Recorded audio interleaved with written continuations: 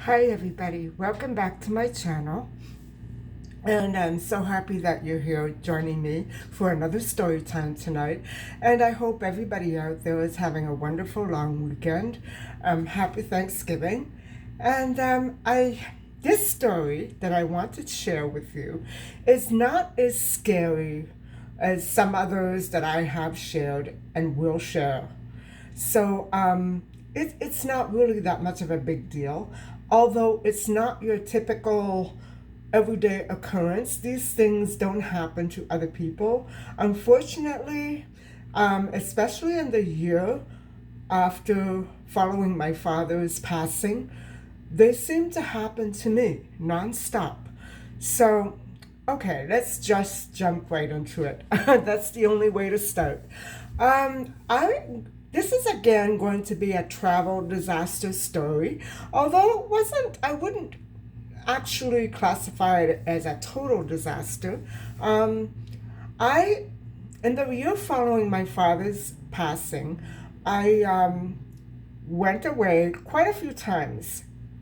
I first went to the Dominican Republic with my mom, and then I went to a beach house um, in another country. Well, I would say January, February. And I imagine that we stayed around a month. And when we returned, I again went away with a friend called Nancy. And Nancy, I'm not sure if she is still living or has passed away. I'm not sure, but she was a very, very wonderful friend. She was Isabel's friend. My friend Isabel introduced us. And I remember that Nancy was, I have the idea that Nancy may have been slightly older than me or younger than me. I'm not sure, but she was quite a beautiful woman. She was very, very fun loving, always laughing. She was wonderful, guys. And I will try to speak about her in the present tense, because I have no reason to believe that she has passed away. I did lose touch with her after my marriage, and that was quite some time ago. I admit it was my fault. I changed my number so many times because of the ex fiance that I had who kidnapped me, and it always seemed that somehow he managed to get my number, so I kept changing it. And anyway, so I remember that Nancy, before we ever talked about traveling together, Nancy had met one of my male friends from from an old job that I had. And I remember it was an overnight job in a department store. The very first job that I ever had working out of the child care industry and away from my father's office. So I was not very experienced in retail other than selling, flights and tickets to go, on vacations. I had never worked out on my own before. Working with children is very different from working in a real world. So, anyway, I don't remember exactly how this gentleman, I believe he was Cuban. I'm not sure. I can't for the life of me remember what his name was. But he was very handsome. He was cute. He was much younger than me, myself. And so I remember for some reason, and I can't put my finger on it, guys, exactly how or why. We happened to be hanging out together one Saturday night, and I was due to go to Nancy's house for a visit, which was quite a ways out, and I felt better having a friend with me, so we drove up. I believe it was in the west end of the city, very west, much further than the airport.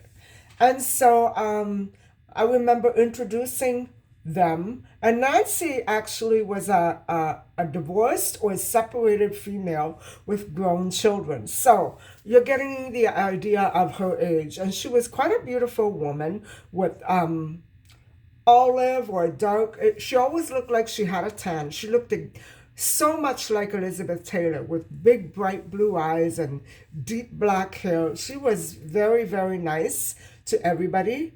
And so I remember uh, asking Isabel if she had wanted to come to my beach resort with my mother and I, and Isabel had been quite cold and adamantly refused to travel. She didn't say anything, she just said, "No, I can't." And I remember she was supply teaching, and I don't know if she was in the middle of a long stint that she couldn't get out of, or she was just not just using that as an excuse. But when you're a supply teacher, you can pretty much organize your own schedule. And so I was quite hurt and still a little confused as to why Isabel had, turned a cold cheek on me. And so Nancy asked me, I remember coming back from the one beach resort with my mother, our own beach house. And immediately I wanted to get on a plane and go. And my mother said, "But you just came back." I said, "So? Why don't you come too?" "Oh, no." Anyway, guys, I remember in those days it was quite inexpensive and it was called a sell off. And I remember that we booked through my father's old business, which was still being run by my father's business partner, who at the time we were beginning to experience turmoil with. And I remember talking to her, and she said that after she had booked, my father's business partner was giving her all kinds of, the cold treatment and a lecture, and that I just came back from my beach house and I shouldn't be traveling so much and it wasn't good for me. All that nonsense. Nobody ever told me what to do, not even my daddy. So I don't know why he was acting like that. And she said it really put her off. But she said she realized that it wasn't me. She sensed that there was something up with this guy. And I remember having a conversation with her about what he had done to Isabel and how good Isabel had been throughout the whole entire ordeal of my father's illness and passing, and what the business partner tried to do. And she said, at that point, my friend Isabel was still very much alive and kicking. So Nancy just said to me, "Don't worry about it. It's not in your control. You had nothing to do with that." She says, "I like traveling with you. I like being with you." And she had just gone away with this friend that I had introduced her to. And I remember, guys, because he was so much younger, and I guess I'm not like everybody else, all of Isabel's friends were kind of laughing at her. "Oh, he was so young, he's too young." The way that I saw it, it didn't matter about age. I mean, they were essentially friends, guys. I have to admit, I don't know that much about their friendship. But it really took off after I introduced them. So I did something right, I guess. And they stuck as friends. And then he he was supposed to go with her, and something happened, and he couldn't. I remember he was also studying nursing at the time, and so he had other things going on as well. I never kept in touch with him, guys. I don't.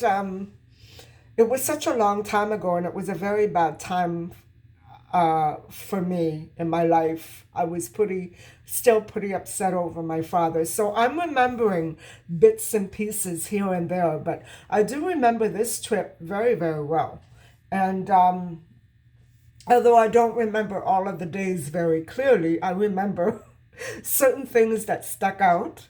And so in those days, guys, this sell-off was sort of like a last minute deal. And it was at a hotel or an apartment. I can't remember exactly what it was, that Nancy had stayed in before. And so I felt comfortable going with her that she had known, and I remember putting a lot of trust in her because she had been there quite a few times. And I know that she had also traveled with Isabel. So that we were all friends was very good to me. It gave me a really true sense of security. And guys, this would have been one of the rarest trips that I'd ever taken with a friend, other than Isabel, that I can actually say that I trusted the people that I went with and it was all good, at least for me. And so, anyway, guys, I remember it was a charter, and I now remember the charter of the other trip that I took with my mother just previously to Santo Domingo or the Dominican Republic, and it was Air Transat. Air Transat then was a functioning charter airline, and I loved traveling with it. Um, Everything about Air Transat was so cool. The trips were all so short, and it was just always party time with Air Transat. And so I remember having gone with Air Transat to the Dominican Republic, and then again we booked with my mom and I to go to our beach house at the resort where we went every year. And again, when I went with Nancy, we went again with Air Transat. The funniest thing, guys, all year long, and this had never happened to me before, was that each time that I traveled with Air Transat that year, which would have been coming round 3 round trips, that's 6 times back and forth, guys, the same airline crew, the same airline crew. And the thing is that going down, I would be white. Coming back, even if I had only spent a day or so in the sun, I would be black, pretty black. And so nobody ever recognized me. But in Cuba, again with the same crew, coming back, I wasn't as tanned as I usually was because it was very windy and my face was a little swollen and red. I wasn't black. And they finally recognized me. And I remember one of them giving me this look like, "You're here again?" And I just looked away and I giggled. I knew what they were thinking, but it was incredible, guys. Going away 3 times in the span of 3 or 4 months and getting the same airline crew each time. I guess they were having staffing issues. Not that I complained, they were a great crew. But anyway, I could tell right away, maybe boarding the plane from my city to go to Cuba, and it was Varadero, Cuba, that something was gonna, go wacky on this trip. I wasn't exactly sure, but wouldn't you know that we sat down, we were seated beside a young gentleman, and he might have been Cuban because he was going to Cuba. I don't know, but he wasn't exactly North American or Canadian. I could tell that there was something in his accent, but it was all the more interesting for us. And he said to me right away, "Oh, guys, um, hey, I just got married last night and I'm on my honeymoon. But you know what? My wife missed the plane." And I just gave him this look. And I felt like saying, "Get away from me. Get away from me. Oh, God, no." And chatter all the way through. It drove me a little crazy, but he was nice. It was weird, okay? And then, lo and behold, guess who was going to the same resort as Nancy and I were? He was. I don't remember his name at all. And he was weird, guys. The whole situation was weird. I didn't really want to have anything to do with him. Not that I was mad at him or anything, it's just that it didn't feel appropriate to me that he was so enthusiastic about being with Nancy and I when his wife was still home or at the airport. I don't understand it. I didn't listen to the story much, but I just let it go in one ear, out the other. Nice meeting you. And yeah, Nancy and I ran into him a few times at the hotel. And it was just hi, goodbye. And I remember he was trying to say, why don't we get together after dinner? And this guy came along and said, don't you dare go out with him. I'm just, trying to have a peaceful time here. I don't want any trouble. I just walked away. And I remember I traveled light that year, going to Cuba. I came with a carry-on. I didn't bring much. And the weather there was warm. It was warm. It was kind of overcast sometimes. But other than that, it was very dry and bright. Very, very, very windy. And if you ask me, a strange climate. I wasn't used to that. So, anyway, guys, Nancy and I got along very well, and I had this little coffee pot that I used to bring with me. I remember my mother and I lost it when we went through Europe the following summer, but it was so handy and it fit. It was this big. And I remember her one morning, very, very early on in the trip, I had this habit of locking my suitcase and everything was neat. I just had out my toothbrush and my soap. That's it. I packed everything up. And I remember Nancy going through my bed area trying to look for something, and it woke me up. And she said, oh, I was looking for the coffee pot. And I said, oh, I'm sorry, I packed it, but I won't pack it anymore. She said, why did you pack it? I said, because I saw a bug last night and I didn't want the coffee pot, to be out. So I said, I'll leave it out from now on. And she said, okay, we'll cover it at night. Like that, nothing can get in. She was so easy to get along with, guys. I really like friends like that. She was very understanding with me. And anyway, I felt wonderful being with her. I felt like we had a real good, we liked doing the same things. We liked lying out on the beach. And then I was a real beach bum. I hung out on the beach all day. But I had to be careful because of my burning. I didn't want to burn. I would sit out maybe between 9 and 11. And then again between, say, 5 and sunset, something like that. But no matter what I did or where I sat in Cuba, the wind made such a commotion and my face really got very, very, very swollen. So I had a windburn, guys. And I remember Nancy and I used to go out to these little places. There wasn't much there, guys. It was kind of depressing for me, but even though I was having a good time, it wasn't what I was used to. It still felt like an adventure, and the people there, I really liked the people there. They were very nice. They have a nice, friendly character, but their way of life is so different from us guys. I sometimes I wonder how they do it, how they can manage in a place that is so oppressive in many ways. I mean, Cuba is a beautiful country with beautiful people, but there are certain things that were very difficult for them, and they were quite forthcoming about it.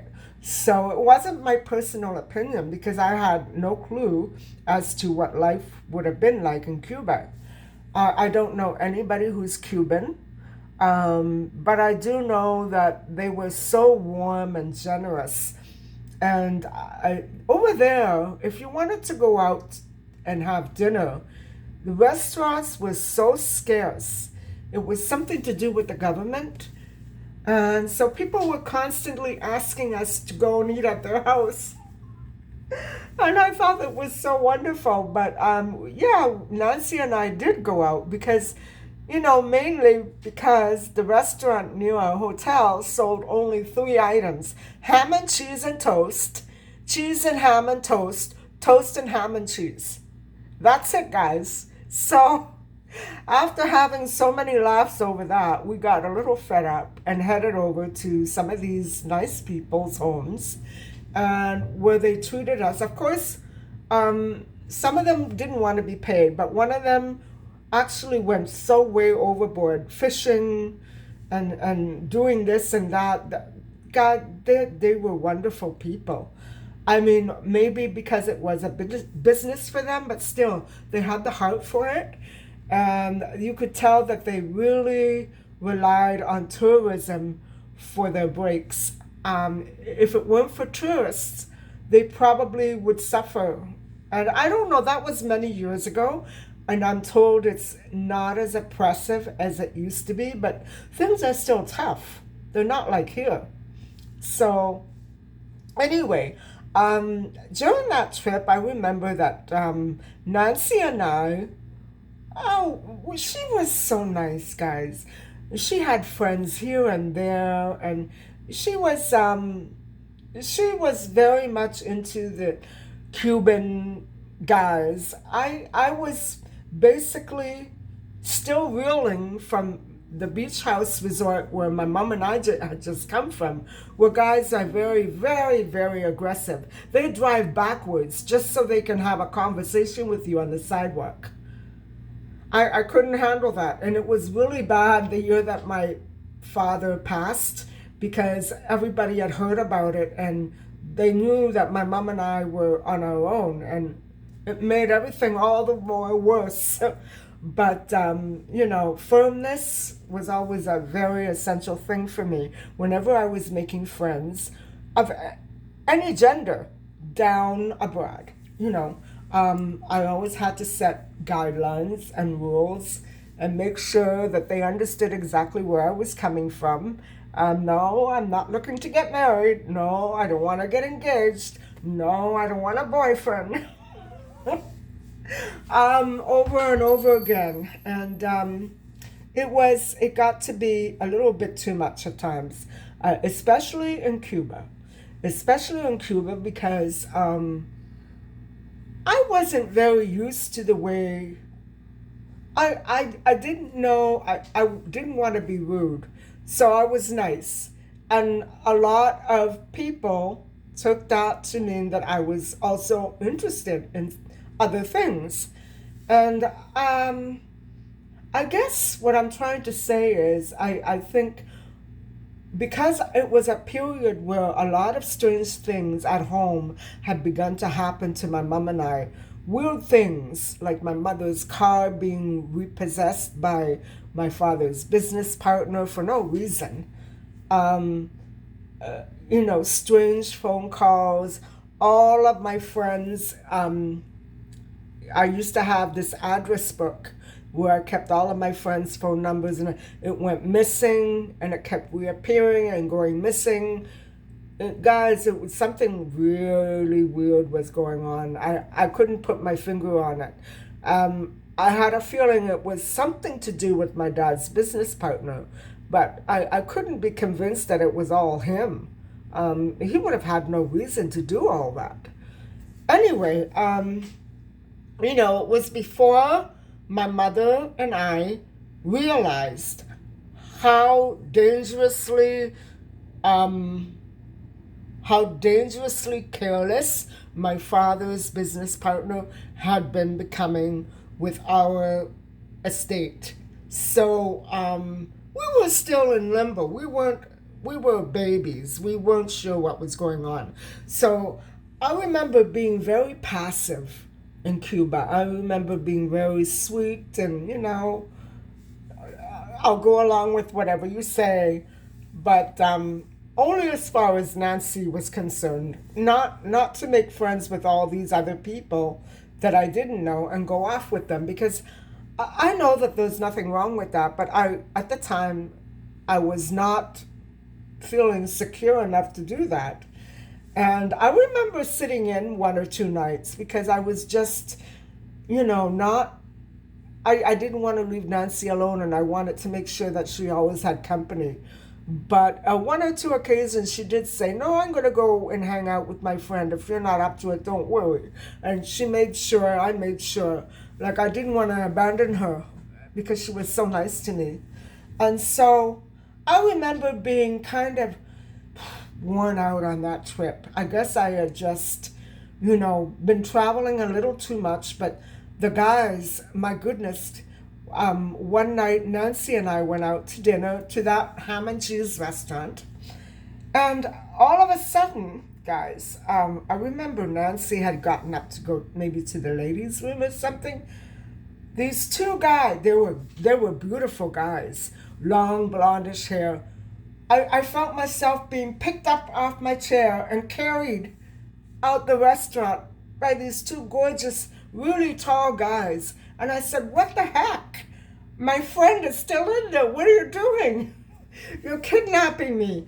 And they said, "Oh, no, no, we're just giving you a little lift." I don't know why they did that, guys. That's what I'm saying. They're so weird. It was weird. And then I caught up with Nancy. I was waving at her. I said, "I'm out here." She said, "What's all this?" And so I introduced her to the two guys. And then we just hung out that night. We went to another hotel and we saw a few events. And that's basically what we did. We stayed on the Strip, and it was called the Old Part, the Old Strip. And all the hotels were there. There weren't that many, but we were told to just hang out there. And they stayed with us. They showed us where to go. They showed us where to get some good drinks. And now I wasn't much of a drinker then. I did drink, but I wasn't an every night drinker. But Nancy drank a little more than I did. But I wouldn't call her a drinker by any means. She just had her little bottle of rum. And there, guys, you can carry it down the street with you. Nobody will say anything. And so I remember that they stayed with us throughout the evening. And then they went home. They were so nice. And they had apparently been incarcerated. And over there, to be incarcerated doesn't necessarily mean that you're a criminal. It just means that you got some bad luck. Not too many people in Cuba that I knew at the time were criminal, and yet they had been incarcerated. So it's a weird system, guys. Anyway, so Nancy and I used to do stuff like that at night. Just hang out around the Strip and go have a drink after dinner, very low key. And she did have friends there that used to pass her in the street and say hi, let's meet up, let's have coffee, let's have a drink. And it was always something happening, guys, always something happening. We didn't rent a car. But I remember it was, as long as Nancy wasn't there, something would happen. Something to me, it was unbelievable, guys. I can't explain the running that I did to get away from guys that week. I was only there for a week. I've never run that much in my life, and I'm not a runner. And let me tell you, one night, Nancy and I went to, first we went to this event at a hotel, and there were lights, and it was like a show. And then we were meeting up with somebody at a nightclub. And I remember going up these long flights of stairs. It was a dark building, guys. And I said to Nancy, "Are you sure this is a nightclub? Because it looks like a meat warehouse." And she says, "No, that's what they look like here." She says, "But I've been here before, don't worry." I said, okay, that was enough for me. But guys, I should have worried because sooner or later, I would find myself sitting next to a guy. I, Actually, he came over to our table, and I remember I had very, very dark, curly, wavy hair then, and it was very, very thin. And I remember starting to get a little tired. That was me. I was an old stick in the mud. And I began to feel guilty that I was stopping Nancy from going out and doing things. And I said to her, I said, Nancy, I can't get with this place. It's so dingy and dark in here. And she says, no, let's get up and dance. So we danced a few dances and we passed some time there, you know. And I did start to unwind and have a little bit of fun, but it was just, I don't know, there was some kind of tension in the air. It must have been me and me feeling out of place and that dark, dingy nightclub with music in it. But the people were very nice and it was okay. So after a while, we sat down, and then this guy who had been talking to me started to come and sit and talk to me again. And I had already told him that I was not interested in making any boyfriends. I was just there to have a good time with my friend Nancy, and that I was going to be returning to my hotel room very soon. Well, guys, can you explain to me how in the world that sounds like an invitation to you to get together in my room? Definitely. Okay, so here we go. Nancy had met up with a friend, and she was sitting beside me with her friend, and this guy was talking to me. And he started to say, I'm not going to take no for an answer. I want to go home with you tonight. I think that we should be together. And I had had it, guys. I just couldn't take it anymore. So I said to him, thank you very much, but I'm leaving. I don't want anything more to say to you. I'm done with you. I think you should go home. And I wanted to say sober up, but I didn't know if he was drunk or sober, so I kept my mouth shut at that. And then I turned around to Nancy and I said, hey, Nancy, you know what? This guy is really bothering me, but I'm very tired. And I won't go if you're not going to be okay. But if you want, I can call you a cab and then I'll go. I just want to go. I want to go. And she says, are you going to be all right? She says, I'll stay here. But if you can go, I says, I know it's just a few blocks away. I'll walk. It wasn't that late, guys. It must have been about 10. I would say it would be must have been about 10, because if it was later than that, I wouldn't have walked. But I was wrong. I'm making a mistake. I didn't walk. I ran. I ran the entire 8 blocks. And here's why. So, I made my way down all those flights of stairs in a quick pace. And I headed straight out. Nancy and I had walked over, so I knew exactly where to go. It was just a long, straight path. And so I was walking pretty quickly because, I just wanted to get home and back to the hotel. And so, by the way, guys, at the nightclub, there had been quite a few tables with couples and friends and people and other tourists. And so it was kind of half full. It wasn't very full.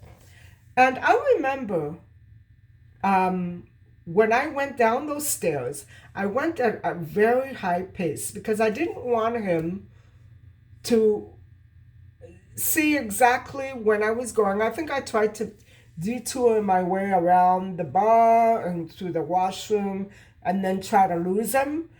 But I mean, there was only one way out, so I was stupid to do that. Anyway, I rushed down the stairs and I made it down to the bottom of the stairs, and then I started to walk very, very quickly. after one block. After one block, and then I noticed that he was behind me running.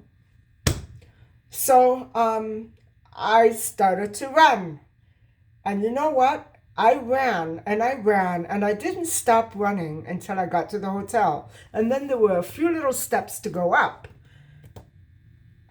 Guys, every time that I turned around, this is the interesting part, and I don't know what was going on. I don't know why this was happening, but I would turn around, and every time I turned around to see him running behind me, there was a longer and longer lineup of all the people in the nightclub running after him. And you know who was at the end of that lineup laughing her face off with a bottle of rum in her arm? Nancy. And I thought, oh my God, all these people. I panicked, guys. I panicked because I thought that he was a threat. You know, I not only did I was a bit afraid, I was mad. I was afraid that I was going to punch him in the face or hit him. And so I just kept running. I didn't look at him. I didn't talk to him. I just kept running and running and running. And as I headed up to the stairs of my hotel, it was like an outdoor entrance. And we had a little balcony, and that's where the door was. And so this would have been the front balcony, not the back balcony. That's what I remember. And so I ran and I ran and I ran. And I remember seeing a security guard in the garden just below the building where the building was of my hotel. And I screamed at him in Spanish and I said, there's a guy following me. He ran all these blocks after me and he won't leave me alone. And he said, okay, lady, okay, I'm going to look for him. Yeah, right. So I get up to I think it was, the second floor? Something like the second floor, the third floor, I'm not sure. It was outside, guys. It wasn't inside. It was outside, and that's how he almost got away with this. So I remember putting the key in, but he was already caught up with me.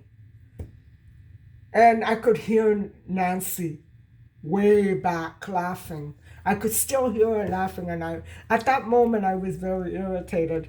And so just as I was getting the key in the door, I got myself about halfway through the door, and he stopped me with his hands, and he got his foot in the door. And I said, that's enough, get away from me, I don't want anything to do with you, go home. I want to go to sleep, go home.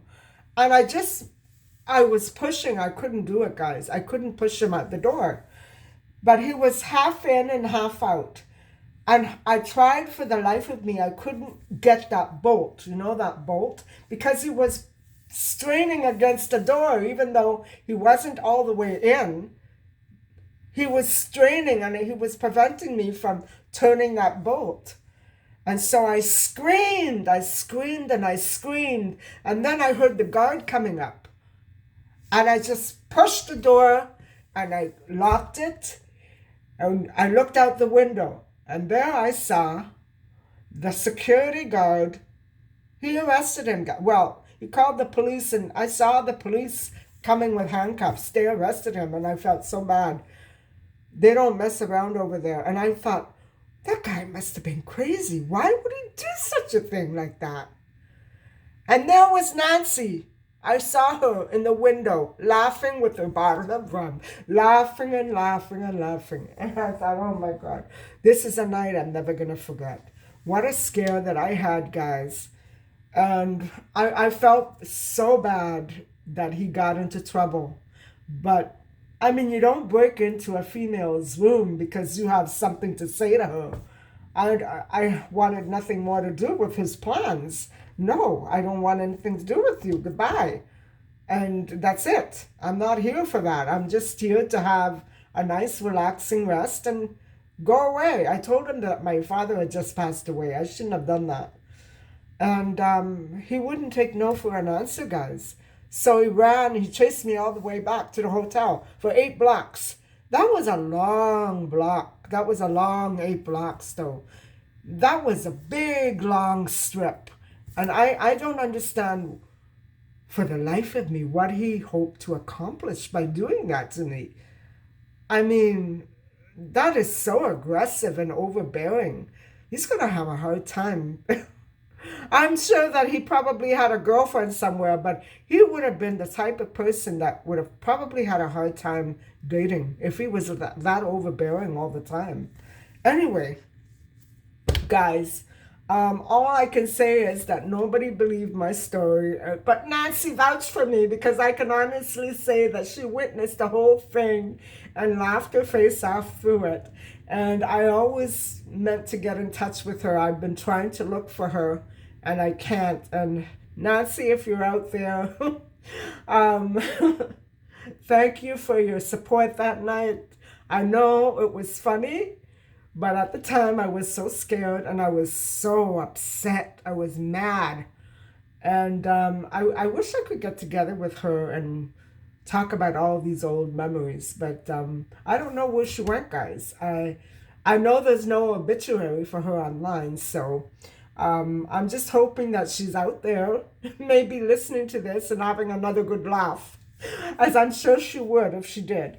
So anyway, guys, thank you so much for watching and listening. And like I said, it wasn't such a scary big deal, but at the time, it really, really did something to me. And it was. I guess it was just one of those things that if I had been on my own, I think it could have turned into a real mess. I'm glad that Nancy was with me. And that's one of the reasons why I don't travel to these tropical resorts anymore. Uh, Better in the old medieval cities where there's a lot of sightseeing to do. You just never know what can happen. I prefer all the European countries and sticking to the safe sightseeing tour groups. That that really makes me feel much safer. But anyway, guys, thank you for watching. Thank you for listening. And please don't forget to like and subscribe if you haven't already. And as for tomorrow, I don't know what I'm up to, but I think I'm going to be going to do a little shopping, don't you think? I think it's time for me to do a little more shopping. And so we'll have to see tomorrow. Anyway, I hope you had a great Thanksgiving weekend, and I'm going to say good night for now. Bye-bye.